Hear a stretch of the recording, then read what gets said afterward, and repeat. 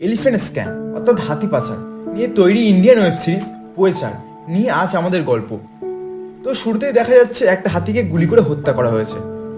তখন জঙ্গলের রক্ষাকর্তা DFO office অর্থাৎ ডিস্ট্রিক্ট ফরেস্ট অফিসে গিয়ে কনফেস করলো যে সে পোয়েচারদের সাথে মিলে জঙ্গলের 18টা হাতিকে হত্যা করেছে, আর এখন সে রিগ্রেট করছে এবং সারেন্ডার করতে চায়।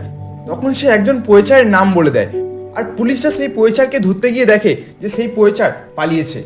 এদিকে নিউজ পেপার, টিভি সব জায়গায় খবর ছড়িয়ে পড়েছে যে এত হাতি মারা গিয়েছে, যার ফলে ফরেস্ট মিনিস্টার এই কেস সলভ করার জন্য একটা হাইলি র্যাঙ্কড অফিসারকে নিয়োগ করেছে, যার নাম হলো নীল ব্যানার্জি।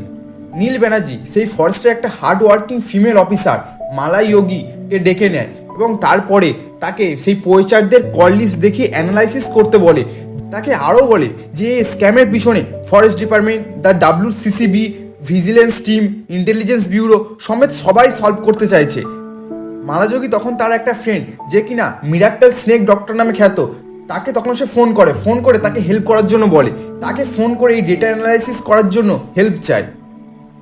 এদিকে পুলিশ হাতির দাঁত পাচার করা ব্যক্তি মরিস মিনের বাড়িতে গিয়ে তার বউকে তুলে আনলে মরিস মিন সারেন্ডার করে আর বলে সে কোনো হাতিকে মারেনি, সে শুধু হাতির দাঁত পাচার করতো দিল্লির একটি মহিলা পুনাম ভার্মাকে।